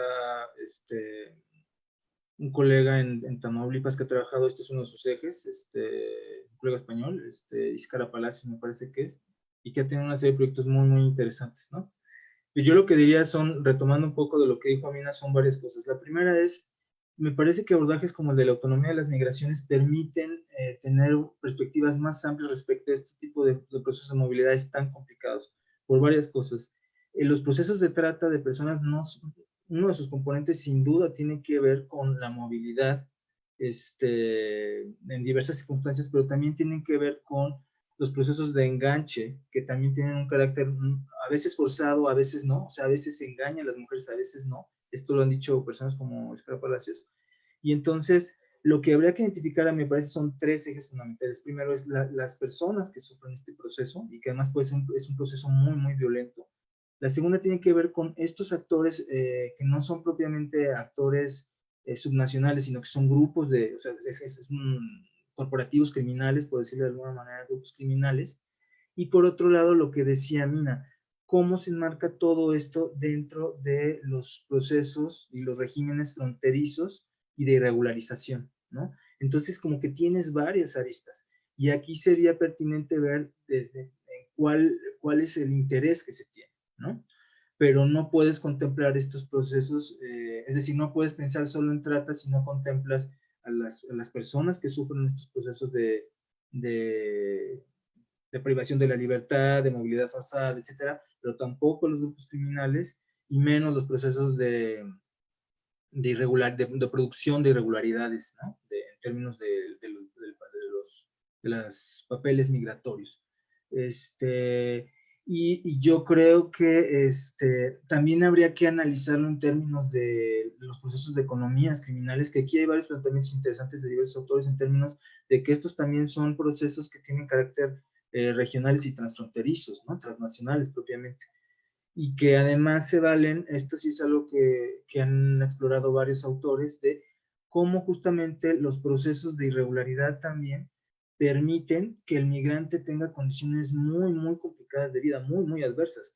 O sea, en el caso de, pongo un ejemplo de otro orden, pero sí se sabe que más se reproduce esta idea de irregularidad y se reproducen las dinámicas de criminalización del migrante, cuando los migrantes trabajan en los lugares de destino, en diversos nichos laborales, están más sujetos a procesos de explotación laboral, a que carezcan de prestaciones, a que puedan ser rescindidos del trabajo de manera abrupta, ¿no? Y esto funciona en términos también de generar, de acumular procesos de abaratamiento de costos de producción y de generar más ganancias. Entonces, sí, aquí yo sí sería de la idea de que, aunque el eje podría ser la trata, pensémosla en términos de articular estas diversas dinámicas, ¿no? Porque si no, no vamos a tener una visión que dé a cabalidad cuenta de estas múltiples aristas, ¿no?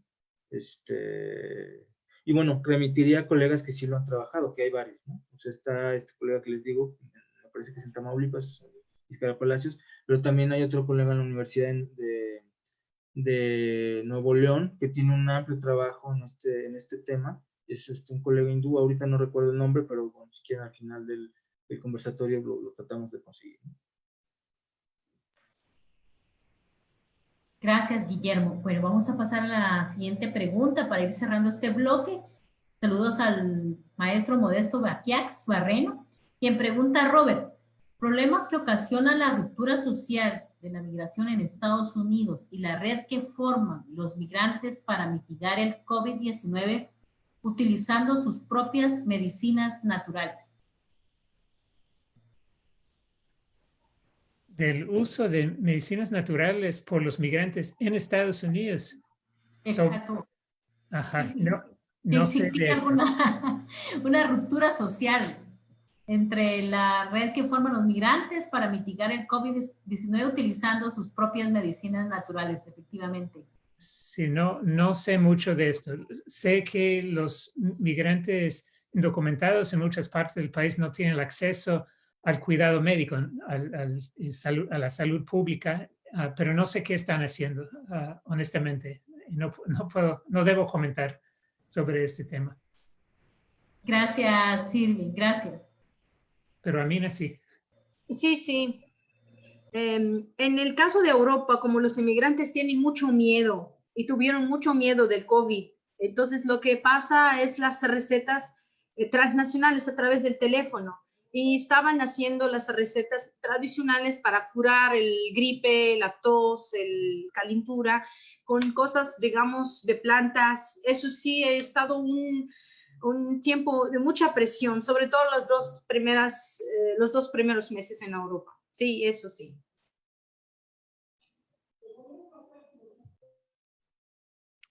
Gracias.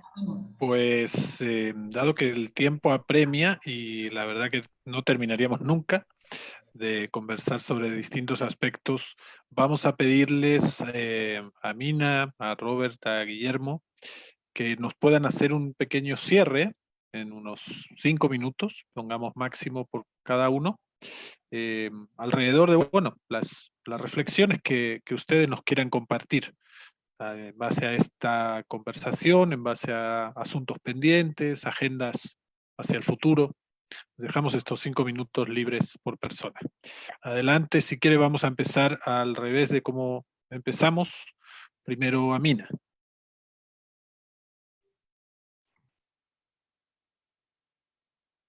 Micrófono, Mina. No te oímos, Amina. Perdón. Ese control de frontera también.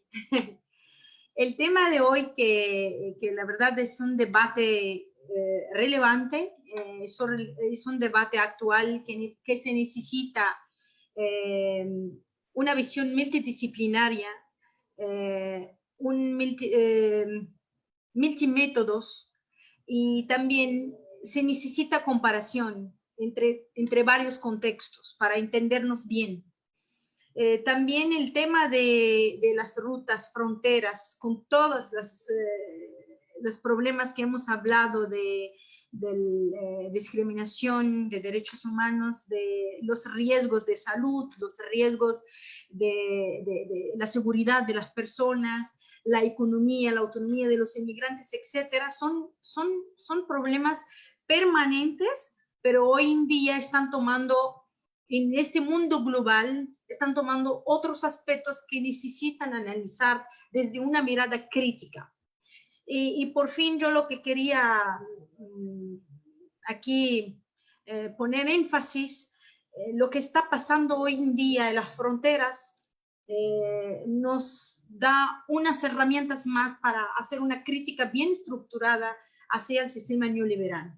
Y la verdad, hablar de las políticas fronterizas no solamente es echarle la culpa a los países de Balcán, por ejemplo, en el caso de la presentación de hoy, es también sacudir a los países de origen. ¿Por qué esos inmigrantes siguen todavía con ese sueño? ¿Por qué siguen con ese intento de arriesgarse su vida? Y lo que yo quiero cerrar este tema, y me parece muy interesante que el tema de migración y lo que está relacionado con ese tema, para mí es una responsabilidad política de varios países. Por ejemplo, el caso de México, a veces encontramos que hay un conflicto entre Estados Unidos y México, pero ¿quién paga por eso? Pagan los inmigrantes, ¿no? Lo mismo que está pasando en Europa. Entonces, para mí es un tema muy interesante y que se requiere de verdad nuevos enfoques y nuevos recursos, porque no podemos dejar de pensar en el tema de inmigración. Gracias. Muchas gracias, Amina, y perdón por las prisas, pero pasamos contigo, Robert. Sí, gracias. Entonces voy a ser breve y no sé si voy a como poder transmitir mucha esperanza, como cuando empezamos con el proyecto de Humanizando la Deportación en Estados Unidos, lo hicimos como nació el proyecto durante la presidencia de Barack Obama, cuando había como cierta esperanza para reforma. Y empezamos como también estábamos ahí dialogando, haciendo ese tipo de diálogo, averiguando qué está pasando en otras partes del mundo, viendo lo que sucedía en Europa, en Australia, en diferentes partes y como notando, por ejemplo, el tema que preguntaron de derechos humanos, que tenía resonancia en Europa, pero no en Estados Unidos, como la gente no habla de derechos humanos, que no es un tema de interés a nivel nacional. Hay una arrogancia y la gente cree que tenemos los derechos constitucionales y esto es mejor que los derechos humanos, y los derechos constitucionales no se aplican a los inmigrantes. Y entonces como se excluyen de muchos aspectos del sistema jurídico del país. Y entonces, pues, empezamos a pensar cómo intervenir y cómo podemos intervenir. Obviamente podemos, hay muchas cosas que se pueden hacer en diferentes partes del mundo, pero como la construcción de un archivo grande de testimonios, me di cuenta que nosotros, los humanistas, los que hicimos el archivo, hemos tenido que empezar a colaborar más con gente que trabaja, así como estudios internacionales o de política, que tiene experiencia traduciendo historias en recomendaciones concretas de política y también como para asesorar a grupos activistas de cómo intervenir, en dónde intervenir en la legislación, la política. En Estados Unidos, como a nivel nacional, nada se puede hacer en este momento. Todo ha empeorado mucho durante la administración actual. No sabemos qué va a pasar este año, pero yo creo que es importante como pensar cómo canalizar las historias a gente que pueda, que sepa qué hacer en los momentos dados que se presenten. También para asesorías legales. Hay 2 migrantes de nuestro proyecto que han podido volver a Estados Unidos, migrantes deportados por su cuenta. Nosotros no ayudamos, pero ahora vimos cómo lo hicieron a través de como ciertas intervenciones con gobernadores y este tipo de cosas. Y entonces estamos viendo con colegas expertos en el derecho de Estados Unidos cómo buscar intervenciones para algunos de los individuos que han compartido sus historias con nosotros, también en las cuestiones de asilo. Y entonces, pero como todo ha empeorado en los últimos años, México se ha vuelto satélite de Estados Unidos. El concepto como proliferación de fronteras se nota, como México está haciendo gran esfuerzo militar, legislativo, burocrático, para evitar que los migrantes lleguen a Estados Unidos. Y sucede lo mismo en otras partes. Libia, que tiene sus colaboraciones con Europa, etcétera. Entonces, como no tengo como pensamientos muy organizados, pero tenemos que seguir como con las investigaciones, difusión. Yo espero que la gente que esté viendo este diálogo de hoy, que acudan al sitio de Humanizando la Deportación, que exploren el sitio, que aprendan y que piensen qué hacer con esto para sus propios contextos. Y con eso como cierro. Gracias. Muchísimas gracias, Robert. Una disculpa por tanta prisa, pero son los tiempos del COVID. Guillermo, últimas reflexiones, porfa. Muy bien, estimado Sergio, tú me cortas el micrófono, sí me excedo. Bueno, yo la dividiría en dos ejes, este cierre. La primera tiene que ver con recuperar algo que han dicho tanto Amina como Robert, y es, yo creo que hoy más que nunca es necesario tener abordajes, andamiajes teórico-metodológicos que contemplen tanto la estructura como a los migrantes, es decir, tanto la parte de los estados nacionales, las fronteras, etcétera, como a los migrantes.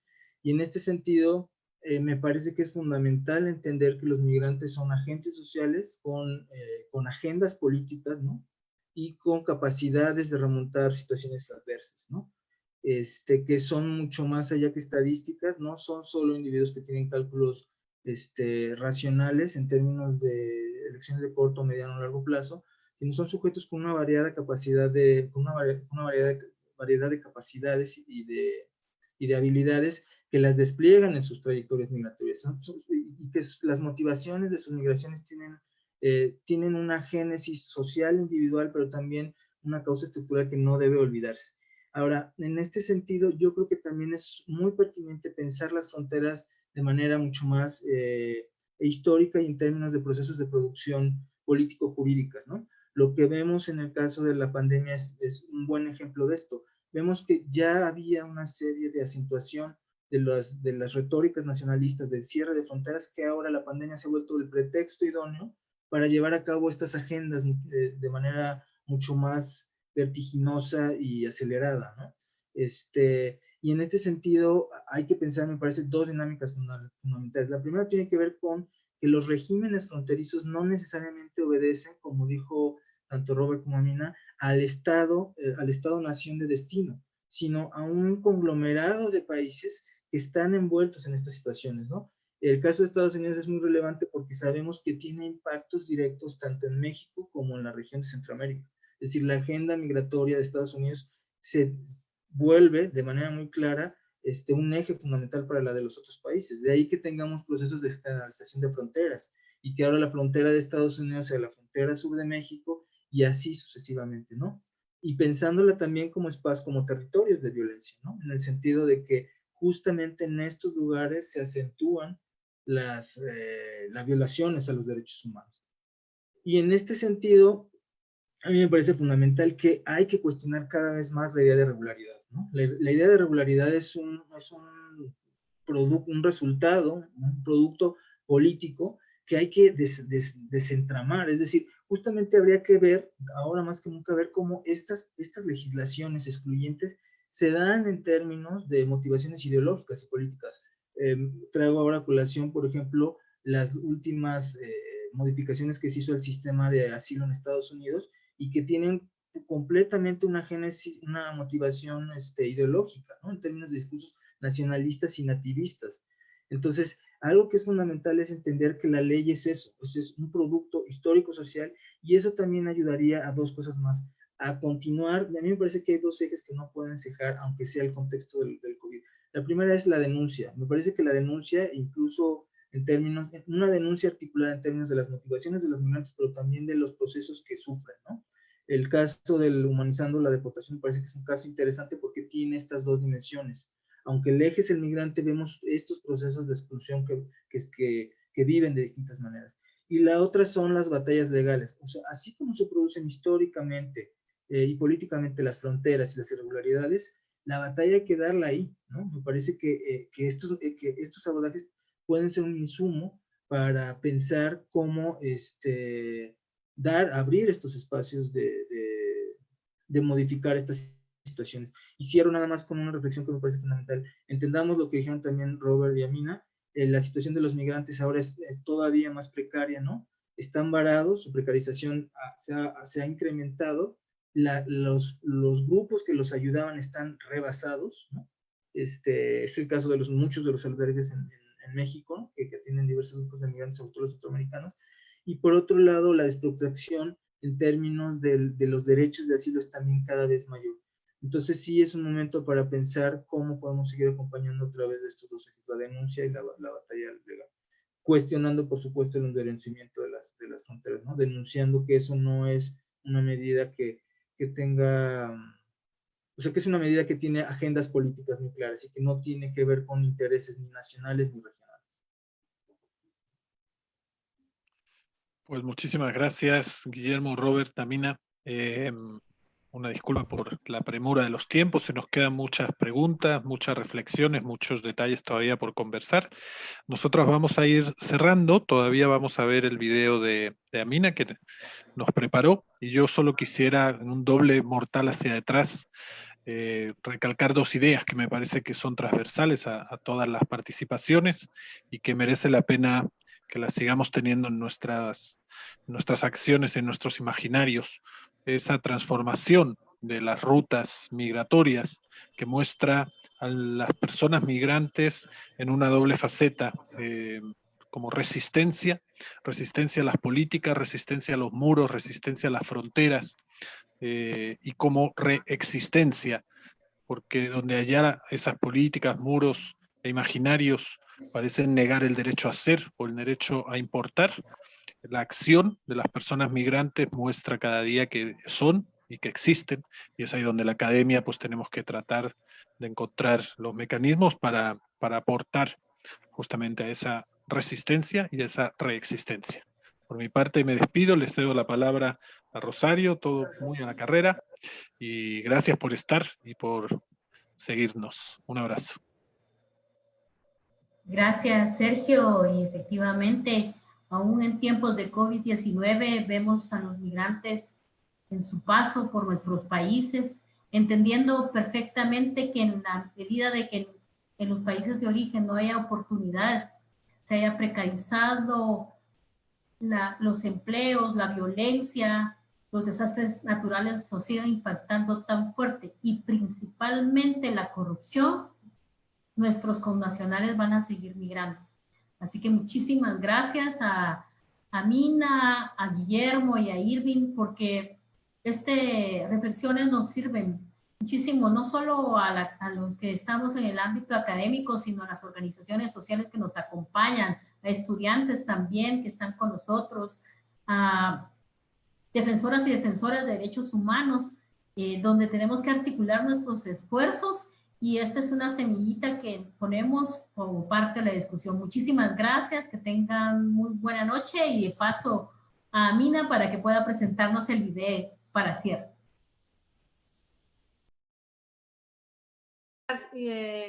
Eric va a pasar el video. Disfrútenlo, buenas noches.